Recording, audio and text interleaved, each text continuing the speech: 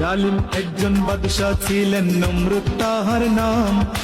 ভেবেছিলেন আল্লাহর চাইতে তিনি শক্তিমান, মহান আল্লাহর সাথে যুদ্ধ করিতেন তিনি।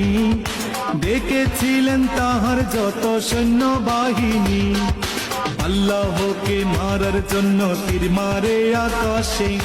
কাণ্ড দেখে আল্লাহ তাআলা হয়তো তখন হাসে। অবশেষে ক্ষুদ্র মশা দিয়ে রহমান নমরুদের সকল শক্তি করলেন অবসান। রাখে আল্লাহ মারে কে ঠিক রাখো ঈমান, মাছের পেটে বাঁচিয়েছিলেন ইউনুস নবীর প্রাণ। সকল ফয়সালাকারী এক মহান আল্লাহ তাআলা, পাহাড় ভেঙে দরিয়া করে এই তো মাওলার খেলা। সকাল বেলার ধ্বনি